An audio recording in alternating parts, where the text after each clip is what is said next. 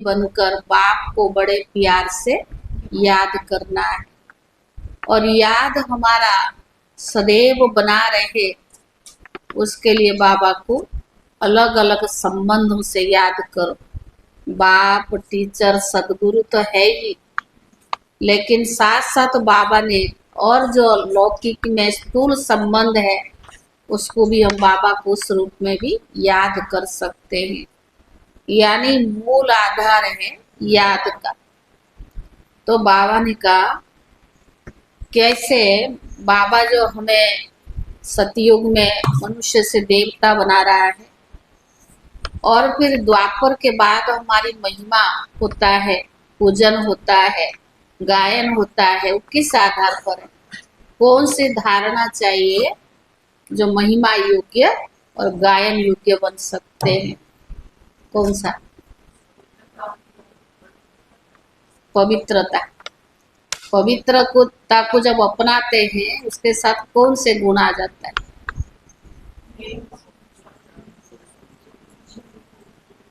फिर भी कौन सा गुण? कौन सा गुण? देवता गुण में भी तो बहुत है ना। है? बाबा ने कहा आज जितना निर्माण चित्त बनेंगे उसके आधार से आप महिमा योग्य बनेंगे। आपकी महिमा निर्माणता के आधार पर होगी। जितना नम्र चित्त होंगे, निर्माण होंगे, झुक करके चलेंगे, उतना बाबा ने कहा आप महिमा योग्य बन जाएंगे। सारे मीठे बच्चे, तुम्हें सतो प्रधान बनना है तो बाप को बहुत प्यार से याद करो। मीठे बच्चे, तुम्हें सतो प्रधान बनना है तो बाप को प्यार से याद करो। पारसनाथ शिव बाबा तुम्हें पारसपुरी का मालिक बनाने आए। पारसनाथ शिव बाबा तुम्हें पारसपुरी का मालिक बनाने आए। प्रश्न है, तुम बच्चे किस एक बात की धारणा से ही महिमा योग्य बन जाएंगे? तुम बच्चे किस एक धारणा से ही महिमा योग्य बन जाएंगे? कौन सी धारणा? निर्माण। उत्तर है बहुत बहुत निर्माण चित्त बनो। बहुत बहुत निर्माण चित्त बनो। किसी भी बात का अहंकार नहीं होना चाहिए। किसी भी बात का अहंकार नहीं होना चाहिए। बहुत मीठा बनना है। बहुत मीठा बनना है। अहंकार आया तो दुश्मन बन जाते। अहंकार आया तो दुश्मन बन जाते।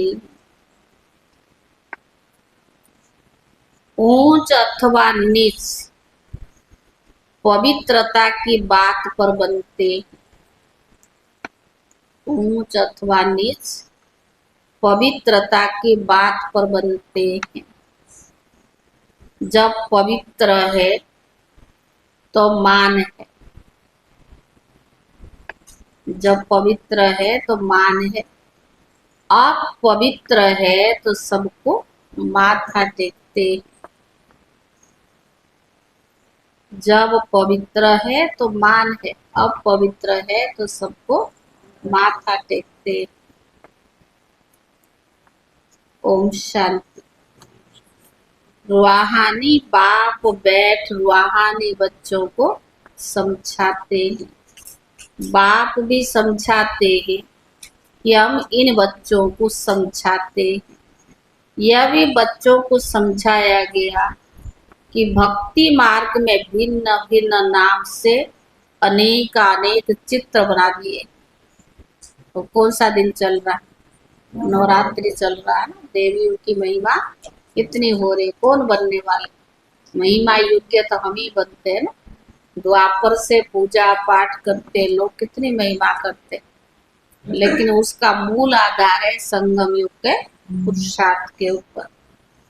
जैसे कि नेपाल में पारसनाथ को मानते हैं, उनका बहुत बड़ा मंदिर है, परंतु है कुछ भी नहीं। 4 दरवाजे हैं और 4 मूर्तियां हैं। चौथे में श्री कृष्ण को रखा है। अब शायद हो सकता बदली कर दिया। अब पारसनाथ तो जरूर शिव बाबा को ही कहेंगे। मनुष्य को पारस बुद्धि वही बनाते हैं। तो पहले पहले उनको ये समझाना है कि ऊंच ते ऊंचा भगवान कौन है। तो बाबा ने कहा पीछे सारी दुनिया है, सूक्ष्म वतन की सृष्टि तो है नहीं। पीछे होते हैं लक्ष्मी नारायण व विष्णु। वास्तव में विष्णु का मंदिर भी रोंग है। विष्णु चतुर्भुज 4 भुजाओं वाला कोई मनुष्य होता नहीं। बाबा समझाते लक्ष्मी नारायण है, जिनको इकट्ठा विष्णु के रूप में दिखाया है। लक्ष्मी नारायण तो दोनों अलग अलग है। सूक्ष्म वतन में विष्णु को 4 भुजा दे दी है, अर्थात दोनों को मिलाकर चतुर्भुज कर दिया है। बाकी ऐसा कोई होता नहीं। मंदिर में जो चतुर्भुज दिखाते हैं वह है सूक्ष्म वतन का। चतुर्भुज को शंख चक्र गदा पद्म आदि देते, ऐसा कुछ है नहीं। चक्कर भी तुम बच्चों का है।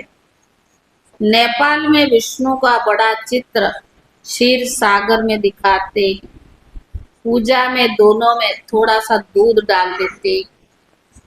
बाप एक एक बात अच्छी रीति बच्चों को समझाते। ऐसे कोई भी विष्णु का अर्थ समझा ना सके, जानते ही नहीं है। यह तो भगवान खुद समझाते। भगवान कहा जाता किसको? शिव बाबा। है तो एक ही, परंतु भक्ति मार्ग वालों ने अनेक नाम रख दिए हैं। तुम भी अनेक नाम नहीं लेंगे। भक्ति मार्ग में बहुत धक्के खाते हैं। तुमने भी तो खाए, आधा कल्प किया क्या? मंदिर ठिकाने चारों तरफ घूमते रहे, धक्के खाते रहे। अभी अगर तुम मंदिर आदि देखेंगे तो उस पर समझाएंगे कि ऊंच ते ऊंचा भगवान सुप्रीम सोल है, निराकार परम पिता परमात्मा है। आत्मा शरीर द्वारा कहती है और परमात्मा। तो बाबा ने कहा उनकी फिर महिमा भी है, ज्ञान का सागर और सुख का सागर। भक्ति मार्ग में एक के अनेक चित्र है, ज्ञान मार्ग में तो ज्ञान सागर एक ही है। वही पतित पावन सर्व का सदगति दाता है। तुम्हारी बुद्धि में सारा चक्कर है। ऊंच ते ऊंच परमात्मा है। उनके लिए गायन है सिमर सिमर सुख पाओ, अर्थात जीवन मुक्ति है ना।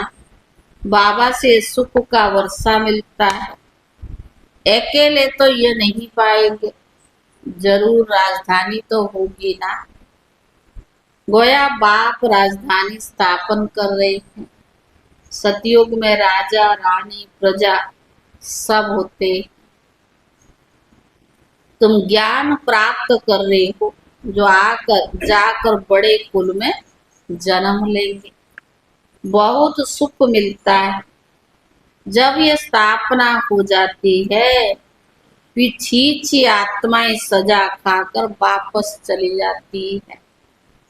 अपने अपने सेक्शन में जाकर ठहरेगी ना। इतनी सब आत्मा आएगी, फिर बुद्धि तो पाएगी। यह बुद्धि में रहना चाहिए। ऊपर से कैसे आते हैं यह तो नहीं, 2 पत्ते के बदले 10 पत्ते इकट्ठे आना चाहिए। नहीं, कायदे से पत्ते निकलते हैं।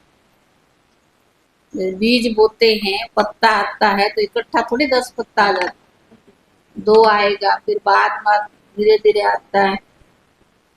तो बाबा ने कहा नहीं, ये बहुत बड़ा झाड़ है, दिखाते एक दिन में लाखों की वृद्धि हो जाती है। पहले समझाना है ऊंचते ऊंचा भगवान है। तो बाबा ने कहा पतित पावन दुख करता सुख करता भी वही है। जो भी पाठधारी दुखी होते हैं उनको आकर सुख देते हैं। दुख देने वाला रावण। मनुष्यों को यह मालूम नहीं कि बाप आए हैं जो आकर समझे। बहुत समझते समझते फिर स्थिर हो जाते हैं, बाहर निकल जाते हैं। जैसे स्नान करते करते पांव फिसल जाता तो गंगा में जाते, कहाँ भी तालाब में नहाते, अगर नहाते नहाते पैर फिसल गया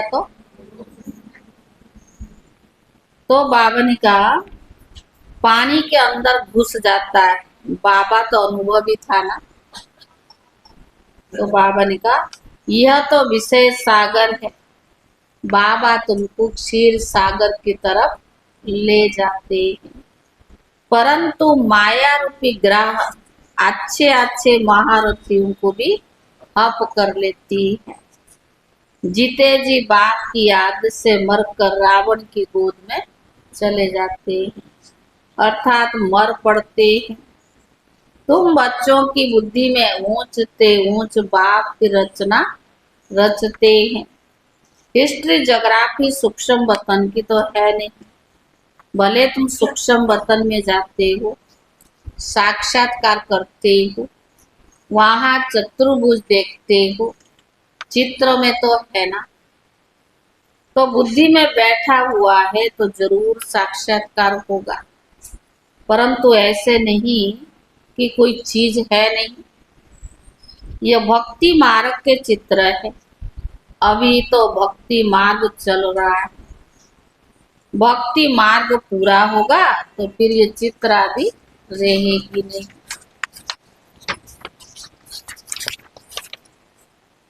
स्वर्ग ये सब बावन के स्वर्ग में ये सब बातें भूल जाएगी।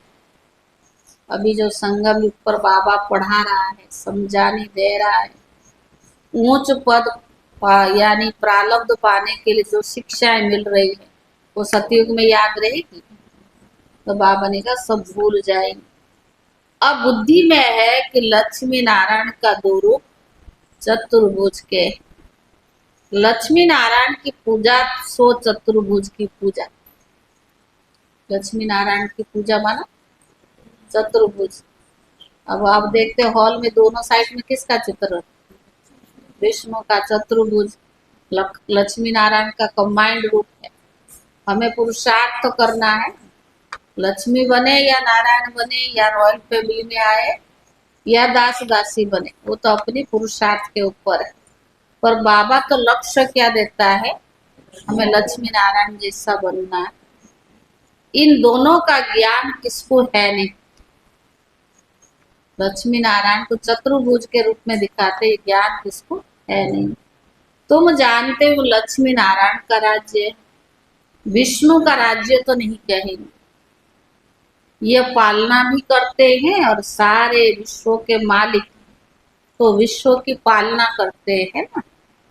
शिव भगवान वाच मैं तुमको राजीव सिखलाता हूँ, अपने को आत्मा समझ मुझ बाप को याद करो, तो इस योग अग्नि से विक्रम विनाश होंगे। डिटेल में समझाना पड़े, बोलो यह भी तो गीता है ना। तो बाबा ज्ञान सुनाता क्या है? गीता ज्ञान है। सिर्फ गीता में श्री कृष्ण का नाम डाल दिया है, यह तो रॉन्ग है ना। बाकी सबकी ग्लानि कर दी है, इसीलिए भारत तमो प्रधान बन पड़ा है। अब है कलयुग की दुनिया का अंत। इनको कहा जाता है तमो प्रधान आयरन एज।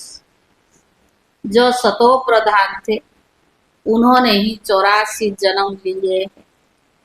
जन्म मरण में तो जरूर आना ही।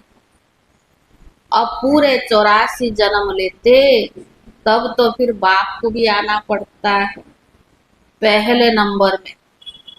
एक की बात नहीं है, इनको तो सारी राजधानी थी ना, फिर जरूर होनी चाहिए। बाप सबके लिए कहते अपने को आत्मा समझ, बाप को याद करो तो योग अग्नि से बाप कट जाएंगे। काम चिता पर बैठ तुम सांबरे बन गए। अब सांबरे से गोरा कैसे बने? स्व तो बाप ही सिखलाते। श्री कृष्ण की आत्मा जरूर भिन्न भिन्न नाम रूप लेकर आती होगी। जो लक्ष्मी नारायण थे उनके ही 84 जन्म के बाद ये बनना।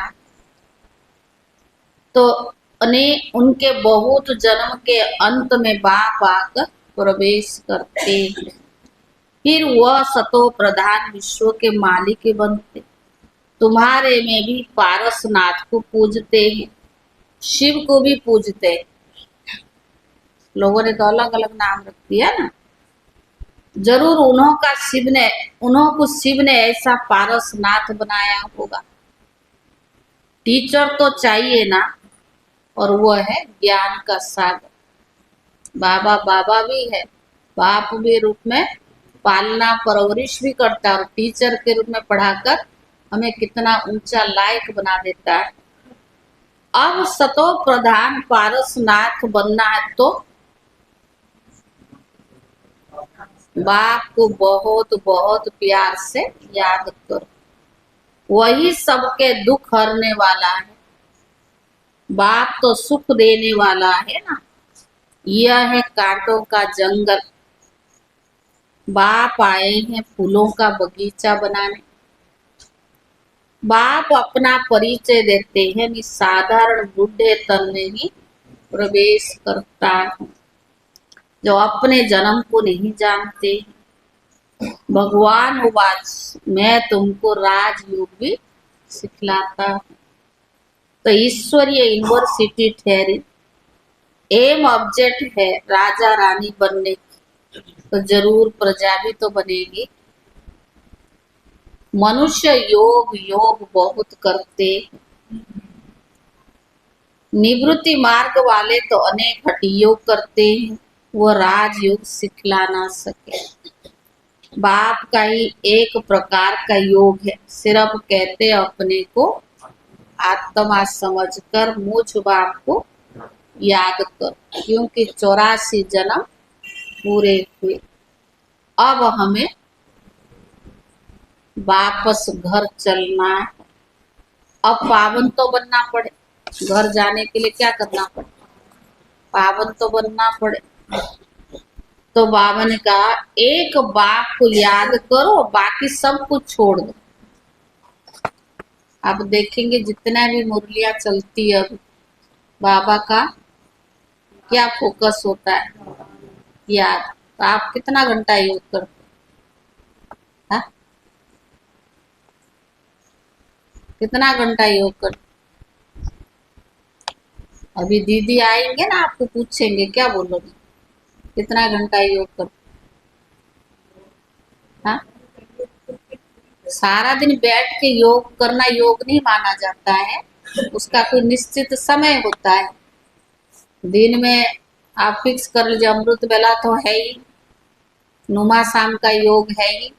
बाकी बीच में आपको कभी फुर्सत मिलता है, आप कर्म योगी होकर कर्म करिए। आपका कर्मों में श्रेष्ठता है, आपकी कर्मों में कुशलता है, सफलता है, तो उसको भी योग माना जाता है। अगर आपके कर्मों में, बोल में, व्यापार में श्रेष्ठता नहीं है, सफलता प्राप्त नहीं हुई है, तो कर्म योगी कैसे कहेंगे? आपका व्यवहार भी कुशल पूर्वक होना चाहिए, आपका बोल भी ऐसा होना चाहिए, तो किसके आधार से? श्रेष्ठ संकल्प के आधार से। जब श्रेष्ठ संकल्प होगी तो आपका कनेक्शन किसके साथ हो? बाबा के साथ। कराने वाला बाबा है, चलाने वाला बाबा है। अब तो हम सभी का मूल आधार बाबा है। बाबा को ही जीवन में अपनाओ, बाकी दुनिया में दुखों की कोई कमी नहीं है। घर घर में पूछो ना, जो माताएं हमारी बुजुर्ग हो गई है, नहीं आ पा रही है, बीमार में पीड़ित है, उन्हें पूछो घर में रह के क्या उनकी हालत है। कौन सी बहुआ आजकल पूछती है? कोई सेवा करके राजी है? बहुत बुरा हाल। वो भी सारे जितने परमेश्वरी माता नहीं आ रही और भी नहीं आ रही। आजकल सेवा भाव तो ना यज्ञ में रही ना घरों में रही, वो भावना ही नहीं रही है। तो बाबा कहता मुझे ही आधार बनाओ तो मैं आपका इतना सेवा करूंगा जो आपके लौकिक में कोई नहीं कर सकता है। इसलिए मूल आधार बाबा हमें रोज कहता है याद, याद को आधार बनाओ, ज्ञान योग का जीवन बनाओ तो दूसरों को भी सुख मिलेगा आपसे, और साथ साथ आपका जीवन भी श्रेष्ठ बनता जाएगा। वरना मुश्किल है, बहुत मुश्किल है। तो बाबा ने कहा कि अब वापिस घर जाना है, अब पावन बनना है। आधा कल्प स्वर्ग फिर नरक, रावण राज्य शुरू होता है, ऐसे ऐसे समझाना है। अपने को देह ना समझ, देह समझते तो अहंकार आता है। तो बाबा ने कहा आत्मा अविनाशी, आत्मा में ही सारा पाठ नूंढा हुआ है जो तुम बजाते हो। सारा जो झगड़ा किस चीज का? देह अभिमान, बॉडी कॉन्शियस है। हम देखते हैं कई बुजुर्ग हमारी माताएं हैं, भाई ये इतनी सेवाएं कर देते हैं, कर भी लेते हैं, तो उनको कभी ये नहीं रहता कि हम इतनी की उम्र की हो गए। पर आजकल तो बॉडी कॉन्शियस में कि हम इतनी उम्र की हो गए, हम कोई छोटे थोड़ी है, अभी हमारी सेवा तो प्रमोशन होनी चाहिए। अरे कराने वाला तो बाबा, आप इतना लायक बनो, बाबा अपने आप करा लेगा। जब मैं शुरू शुरू में कृष्णा नगर में आई थी ना, मुझे कई लोग कहते आप क्यों नहीं मुरली सुनाते, आपको भी हफ्ता में एक दिन रखनी चाहिए। मैंने कहा आपके कहने पे, जब मैं इतना योग्य बनूंगी, इतने लायक बनूंगी, भगवान अपना सीट आपको ही देगा। हमें कहने की आवश्यकता नहीं, किसी के बातों में आने की जरूरत नहीं है। भगवान भी तो योग्य समझे ना स्थान पर बिठाने के लिए। मैं अपने आप को ही इतना लायक नहीं हूँ तो मैं दूसरों के कहने पे थोड़ी चढ़ जाऊंगी। तो पहले लायक बनो, बाबा अपने आप कहाँ भी आपको सीट देगा, निश्चित है। मनुष्य आज बिठाएगा कल उतार भी सकता है, पर भगवान जो देता है वो सदा काल की देता है, और लायक तो हमें बनना होगा। तो बाबा कहते हैं आत्मा में ही सारा पाठ नूंढा हुआ है। तो बाबा ने कहा जो तुम बजाते हो, अब शिव बाबा को याद करो तो बेड़ा पार हो जाएगा।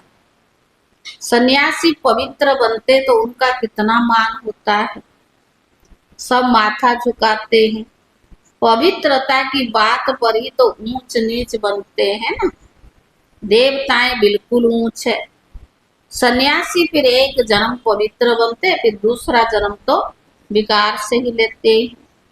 देवताएं होते ही सतयुग में। अब तुम पढ़ते हो फिर पढ़ाते भी हो। कोई पढ़ते हैं लेकिन फिर दूसरों को समझा भी नहीं सकते, क्योंकि धारणा भी नहीं होती है ना। बाबा कहेंगे तुम्हारी तकदीर में नहीं, तो बाबा भी क्या कर सकते।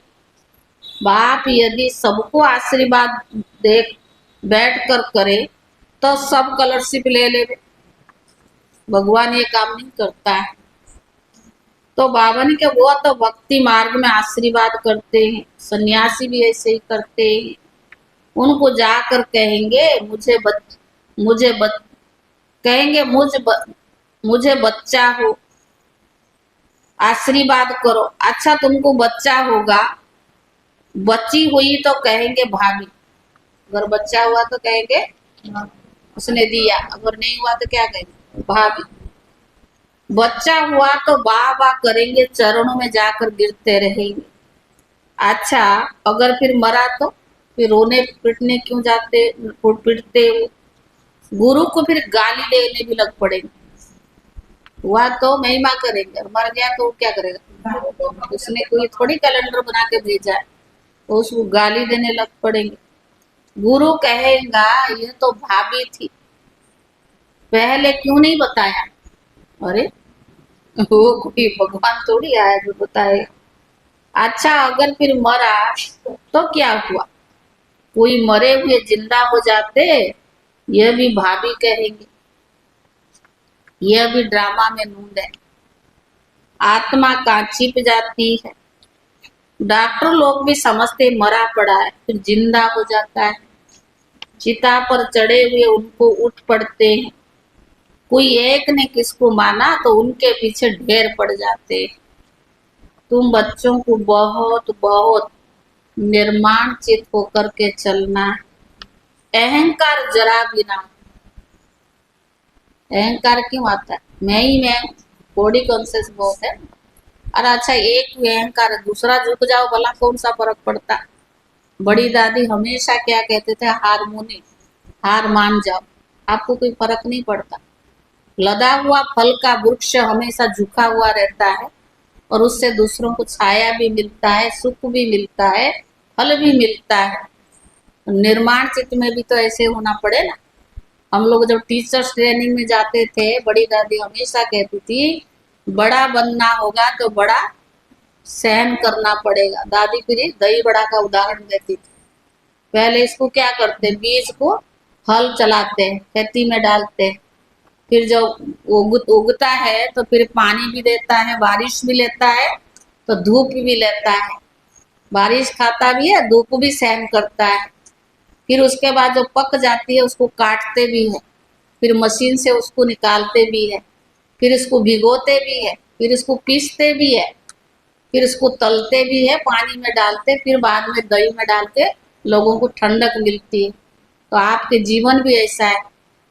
कोई आपको हल जैसा चलाएंगे भी, कोई पीसेगा भी, कोई तलेगा भी, पर आप में इतनी ताकत होनी चाहिए। तभी तो दादी कहती थी ऐसे मामूली बात नहीं है टीचर्स बनना। कोई अच्छा भी कहेगा, कोई बुरा भी कहेगा, कोई ग्लानि भी करेगा, कोई महिमा भी करेगा, कोई पीसेगा भी, कोई तलेगा भी, पर तभी उसके बाद आपके जीवन में जो अनुभव ही बनेंगे तो उससे अनेकों की ठंडक मिलेगी। ऐसे कोई वो नहीं है कि भाई आगे सफेद साड़ी पहन ली हो गया जी। वो त्याग है, दुनिया को छोड़ा, माँ बाप छोड़ा, त्याग कर क्या है? आपका बड़ा त्याग है। त्याग का भी त्याग चाहिए, तभी जाके आप आदर्श टीचर बन सकेंगे। और इतना सहन शक्ति भी तो चाहिए ना। तो बाबा ने कहा डॉक्टर लोग समझते मरा पड़ा है, जिंदा हो जाता है, चिता पर चढ़े हुए हैं। तुम बच्चों को बहुत निर्माण चित होकर के चलना। अहंकार जरा भी ना रहे। आजकल तो किसको जरा भी अहंकार दिखाया तो दुश्मनी बढ़ी। बहुत बहुत मीठा होकर चलना। नेपाल में भी आवाज निकलेगा। अभी तुम बच्चों की महिमा महिमा का समय नहीं है, नहीं तो उनके अखाड़े उड़ जाए, बड़े बड़े जग जाए और सभा में बैठ सुनाए, तो उनके पिछाड़ी ढेर आ जाए। कोई भी एमपी एमपी बैठ तुम्हारी महिमा करे कि भारत का राजयोग उन्हीं ब्रह्मा कुमारियों के सिवाय कोई भी सिखला नहीं सकते। ऐसे अभी तक कोई विरला निकले नहीं। बच्चों को बहुत होशियारी और चमत्कारी बनना है। फलाने फलाने भाषण कैसे करते हैं सीखना चाहिए। सर्विस करने की युक्ति बाबा ही सिखलाते हैं। बाबा ने मुरली तो चलाई, एक्यूरेट कलप कलप ऐसे चलाई होगी। ड्रामा में नूंद है, प्रश्न नहीं उठ सकता है। ऐसे क्यों? ड्रामा अनुसार जो समझाया था वही तो समझाया। कहते ना बाबा ने पहले क्यों नहीं बताया, हमें क्या पता। बाबा ने कहा नहीं, बाबा भी देखो सर्वशक्तिवान ऑल माइटी अथॉरिटी होते हुए भी चाहे तो भगवान को आज 88 वर्ष लेना ना होता, कब का स्वर्ग स्थापन कर देता। लेकिन बाबा इतना निर्माण निरंकारी है, कहता मैं भी ड्रामा के बंधन में बंधायमान हूं। बाकी लोग तो अथाह प्रश्न करेंगे, बोलो पहले मनमना भाव हो जा, बाप को जानने से तुम सब कुछ जान जाएंगे। अच्छा मीठे मीठे सिखी ले दे बच्चों प्रति, मात पिता बाप दादा का याद प्यार और गुड मॉर्निंग। रूहानी बाप की रूहानी बच्चों को नमस्ते, और रूहानी बच्चों की तरफ से रूहानी बाप दादा को याद प्यार और नमस्ते नमस्ते। धारणा के लिए मुख्य सार। पहला, सर्विस की युक्ति सीखकर बहुत बहुत होशियार और चमत्कारी बनना है। सर्विस की युक्ति सीखकर बहुत बहुत होशियार और चमत्कारी बनना है। धारणा कर फिर दूसरों को करानी है। धारणा कर फिर दूसरों को करानी है। पढ़ाई से अपनी तकदीर आप पे ही बनाना है। पढ़ाई से अपनी तकदीर आप पे ही बनानी है। दूसरा, किसी भी बात में जरा भी अहंकार नहीं दिखाना। किसी भी बात में जरा भी अहंकार नहीं दिखाना। बहुत बहुत मीठा और निर्माण चित्त बनना। बहुत बहुत मीठा और निर्माण चित्त बनना। माया रूपी ग्राह से अपनी संभाल करनी। माया रूपी ग्राह से अपनी संभाल करनी। वरदान, बीती को श्रेष्ठ विधि से बीती कर, बीती को श्रेष्ठ विधि से बीती कर यादगार स्वरूप बनाने वाले पास विधानर भव। बीती को श्रेष्ठ विधि से बीती कर यादगार स्वरूप बनाने वाले पास विधानर भव। पास्ट इज पास्ट, होना तो है ही। समय और दृश्य सब पास हो जाएंगे। सब एक जैसा दिन नहीं रहता, एक जैसा समय नहीं होता है। दुख का समय भी पास हो जाता है और सुख का भी पास। ये संसार का नियम है। इसीलिए कहते हैं, अगर जिंदगी में दुख और सुख नहीं तो क्या जिंदगी, अनुभव ही कैसे बनो। भगवान को भी आना तो तभी पड़ता जब दुखी हो जाते हैं हम। अगर सदा ही ऐसा चलता तो ऊपर वालों को आने की क्या दरकार है नीचे। समय और दृश्य सब पास हो जाएगा, लेकिन पास भी अनर बनकर हर संकल्प बस समय को पास करो। अर्थात बीती को ऐसी श्रेष्ठ बीती से विधि से बीती करो।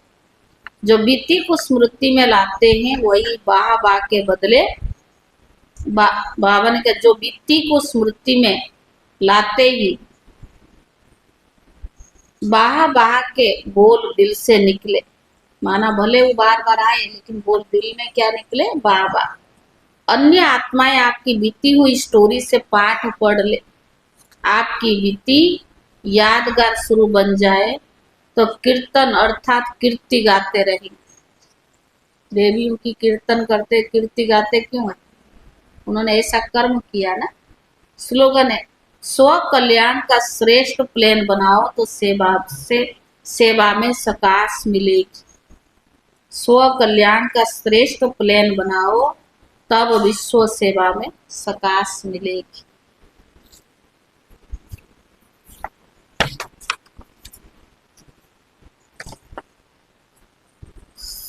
ये है अव्यक्त इशारे। आज कितना तारीख है? 16 तारीख, 16 अप्रैल है। ब्राह्मण अर्थात सबके दिल पसंद स्वभाव संस्कार वाले, मेजॉरिटी 95% के दिल पसंद जरूर हो। दिल पसंद अर्थात सर्व से लाइट, हर बोल हर कर्म वृत्ति से वो हल्कापन अनुभव हो। आपके कर्म वृत्ति उसको परिवर्तन करे, इसके लिए सहन शक्ति धारण करो। भले कोई किसी भी संस्कार के बस परवश आत्मा हो, उस आत्मा को भी सहयोग दो। कोई का हद का संस्कार आपको प्रभावित ना करे। ओम शांति।